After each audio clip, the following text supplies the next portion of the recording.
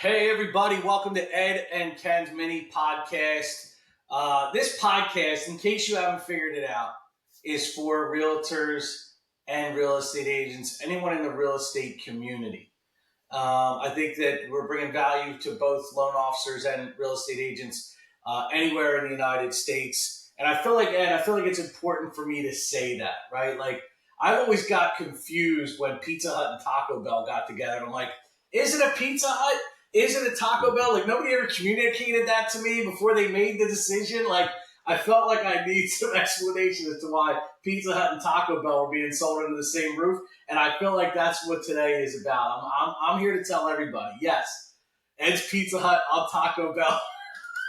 All I know is I want the salad bar from Pizza Hut on McDade Boulevard and Oak Avenue right now. Listen, dude, Pizza Hut salad bar was next level. I 1,000% agree with you. All you could eat. Me and my brothers ate it all. And then I would take my dates to Putt Putt right up the street. See that? That's a win-win in the 80s, baby. Yeah. So I don't know what this is. All I know is I cannot give you any audio-visual experience because the beautiful mic that you recommended that I buy has been unplugged for the last 10 days. And I didn't even realize that it hasn't been working. So I hope I sound And yet here we are. You know? All right, let's rip into it, baby. This is so much fun. Let's go. Let's start with this. I love the videos you're doing on trigger leads. I'm on a mission, man. What's that? I'm on an absolute mission. And for the real estate agents that are listening to this, I feel like you're the answer because by the time someone comes to us, they want to get pre-approved. And we're left with a couple of options, right? One, we either tell them, hey, go to optoutprescreen.com before I run your credit. It takes about 5 days and we'll do your pre-approval 5 days from now. That's no good. Or, let me run your credit, and then you're going to get crushed, bombarded with phone calls from all kinds of bottom-feeding telemarketing mortgage companies. Some of them even pretend to be Princeton Mortgage or pretend to be the lender that you were working with because you could see whose inquiry it was. Now, make no mistake, you don't sell all your information to these bottom feeders. They just sell the fact that you had your credit run. All of a sudden, now they want to talk to you and give you these bona fide offers when they don't even really know what they're talking about. It's a problem in the industry, and I'm on a mission to get to the real estate agents early. Anybody you talk to, the very first conversation you have with someone who says, I'm thinking about buying, go to optoutprescreen.com, opt out of those calls. It takes 3 minutes, optoutprescreen.com. Ed, I had a borrower send me a video. You know, you can screen record your phone. They screen recorded and just were scrolling and scrolling and scrolling past missed call, voicemail, text messages, emails. There was a bill in front of Congress at some point in the last 6 to 12 months that did not get passed, unfortunately. But I am absolutely on a mission. I'm triggered. Yeah. So that's optoutprescreen.com. optoutprescreen.com. All right, just wanted to make sure I had it right. I haven't been this, determined in a long time to get the message out. You know, that's one of those things. There's no, not that there ever really has been, but maybe a little bit like a non-watered down version of myself. It's things like that's abusive, man. Like those calls, that's disgusting. It's what gives. There's always a few in any industry, few bad apples give us all a bad name. That's gross, man. That's harassment. It is. And it's always when rates are trickling up and these companies go, they're hungry, they don't have enough business to support their platform, and then they start buying into these trigger leads. Terrible, terrible stuff. So optoutprescreen.com, www.optoutprescreen.com. And I don't get a commission. I'm not getting paid. Opt Out Prescreen doesn't know who Kenny Jordan is, but I know who they are. I love it. And I'm going to sound like a real professional podcaster right now. It'll be in the show notes. There we go. I like that. I've always put it in the show notes. We'll put it good at this for you. right? That way, when my daughter Helen, who is the only one that watches our podcast, I know your granddaughter Sophia watches. oh no, doubt, dude, she's I on know the she payroll. watches. She's on the payroll, so that's cool, dude. The last mile.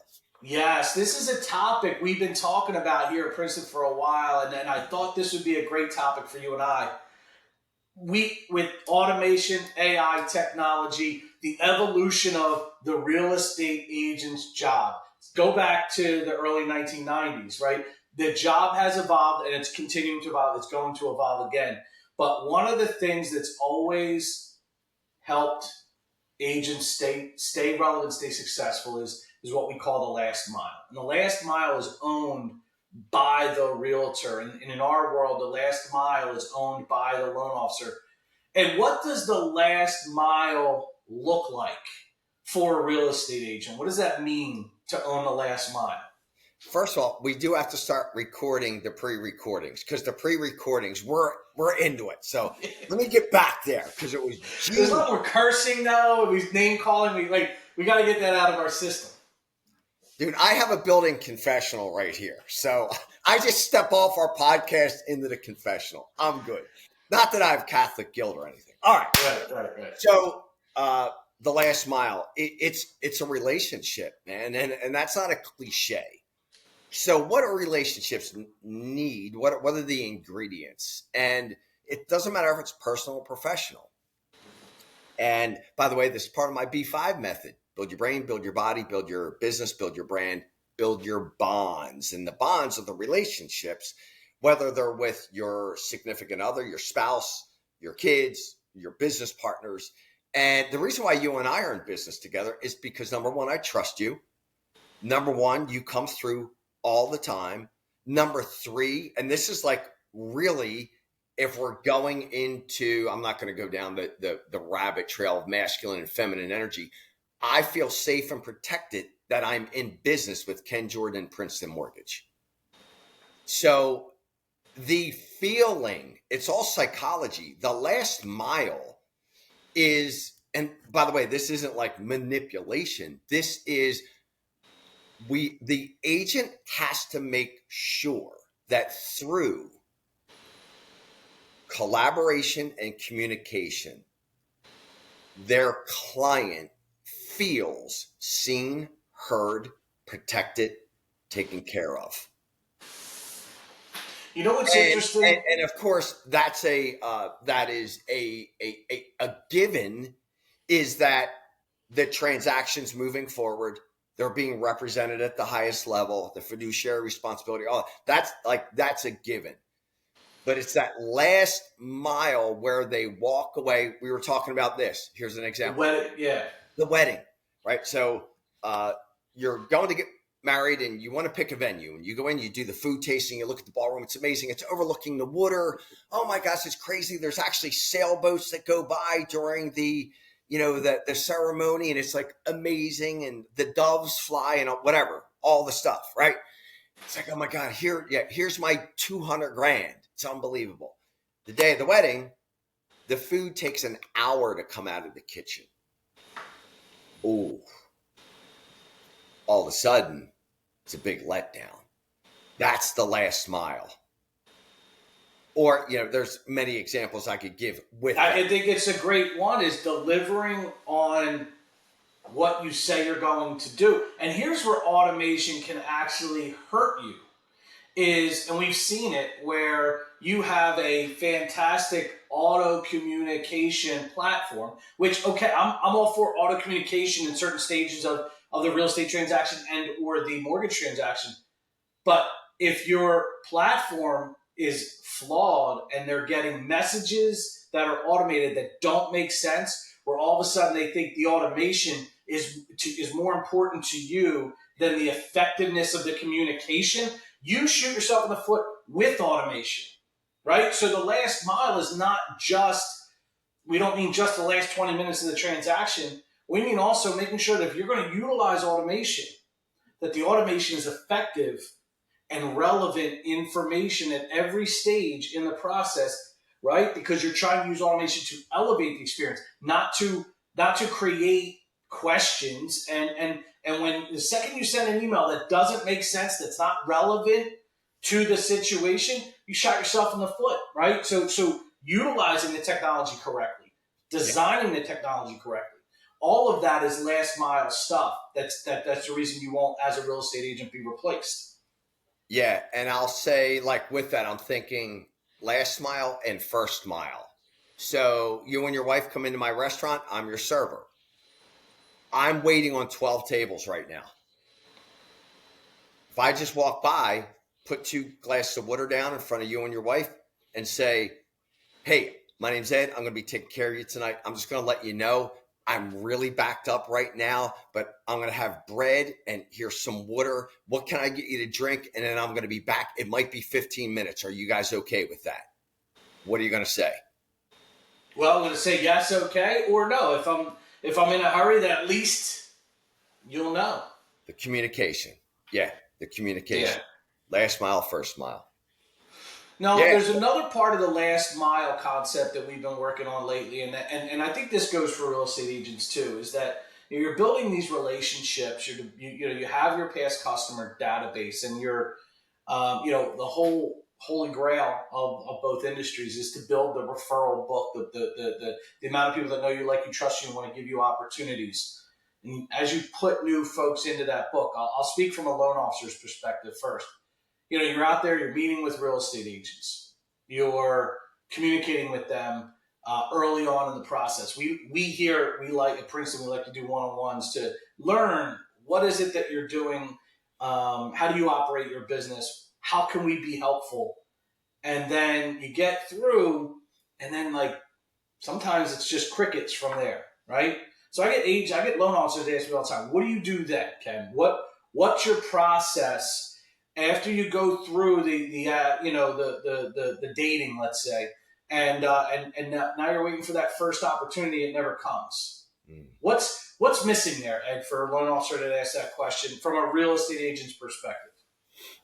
Yeah, I every situation's individual.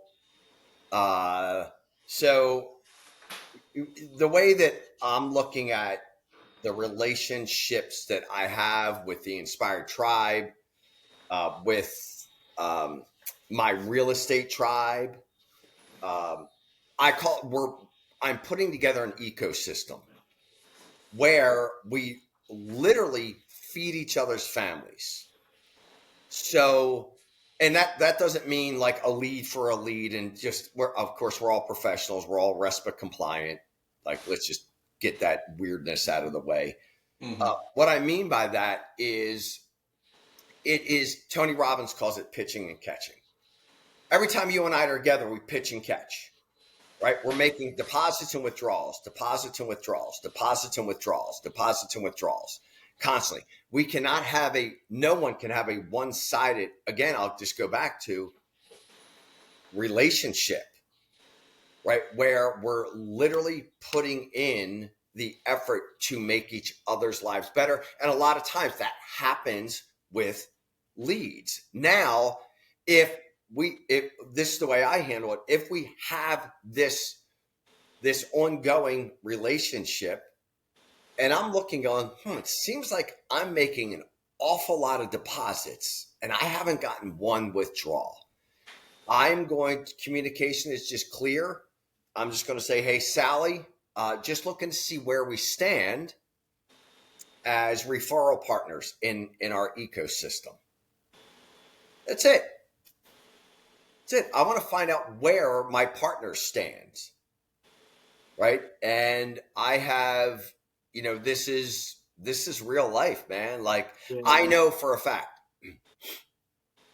if somebody in your family or friends, whether it was Austin, Texas or Sarasota, Florida, wanted to sell or buy real estate, you would pick up the phone and call me and go, dude, who's your referral agent in Austin, Texas? Who's your referral agent? If you didn't already have one, who's your referral agent there?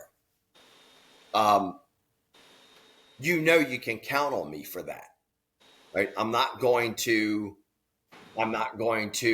number one, not take your call. I'm going to get back to you right away. My ADD just kicked in severely. So if I'm going off the track, you're good. You're good. pull me back on. You hit on a very important point, and the deposits and the withdrawals. I think that there's a resistance, a reluctance to engage in that conversation because you know the difference between kindness and nice, right? Nice person's not going to tell me I have spinach in my teeth, but a kind person will, There right? you go. Yeah. And I think that we don't want to make anyone feel bad.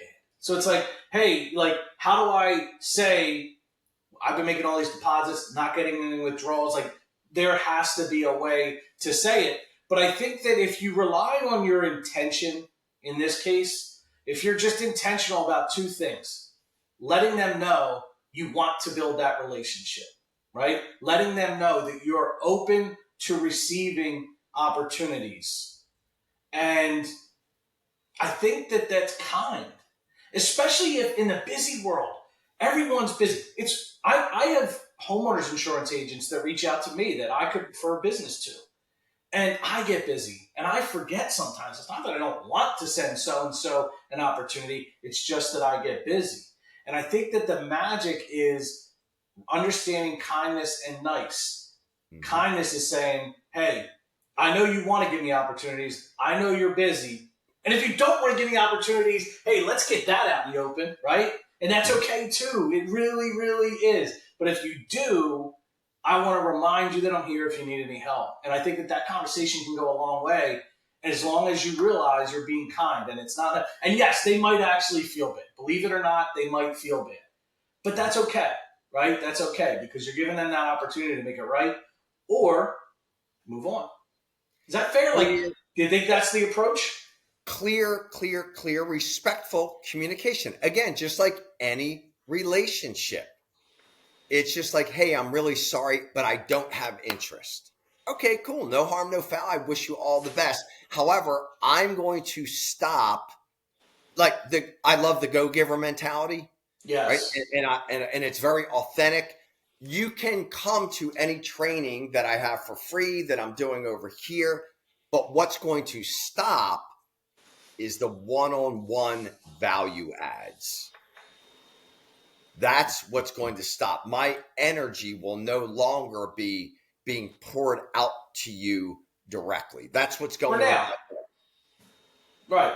Yeah. And there's all kinds of psychology, but let's just say case study. I am chasing business. And that person's saying, yeah, next one.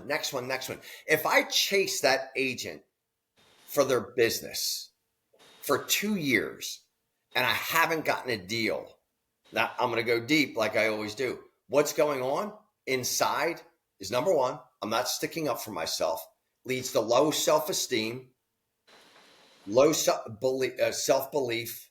It's damaging, man. It's like, stop it. Just stop it. Just say, hey, sometimes you got to say, just like with an abusive client in the real estate world, hey, I've made a business decision. I'm going to send you a termination to your listing. I'm choosing not to do business with you anymore. Or a buyer. I'm choosing not to do business with you anymore. It's the best feeling in the world. Talk about self-esteem going up. One of my best mentors taught me this. I want your business. I don't need it. Right. So I'm getting serious now, but what I do, seriously, there's a couple of agents that I'm working on to be partners with us. I send them pictures of Sophia and I literally say, are you kidding me? It's been 4 months. I'm looking, you've done 20 buyer side transactions. I'm the one that recruited you into the business. You're really not going to, I have no problem lovingly getting in someone's face. Yeah, I think that comes with familiarity. I think that comes with the relationship. I think that level of honesty and forwardness there's a prerequisite there. But I know that's who you are as well, which is why I wanted to ask you these questions. I think you're uniquely positioned to answer them from a couple different perspectives. But I do think for loan officers that are out there, I think it's important to remind yourself that everybody's busy, right? Everybody's busy, and that by picking up the phone and reminding people you're there, reminding people you're open to receiving referrals, is not begging. Yeah. It's kind. You're giving them the opportunity to remember you, and that's it. That's a difficult one to get past the chasing feel, the lack of self esteem feel. But then there's also honesty, right? What do you say? Interrogate Reality, and confront the truth. confront the truth. Yeah. And you know what? There's people out there that are fun to have a beer with, but maybe for whatever reason, relationships and opportunities and conflicts, maybe there's not a whole lot of business for you to get there. That's okay too, right? Yeah. But you have to continue to dig deep and confront the reality, right? Interrogate the reality. Yes. Let me ask you a question. What's going on with for sale by owners in the Philadelphia area and suburbs? Do you see for sale by owner signs? I am shocked at the lack of for sale by owners going on. Is from my perspective, and maybe it's because I'm not dialed in, and I don't know if that was an honest answer. I don't know if that's what you were looking for, but yeah, I don't see a whole lot of them. Okay, so down here, there you see probably more than up there. This is a nugget for loan officers. If I'm a loan officer today, this is what I'm doing. I'm going to look around for sale by owners.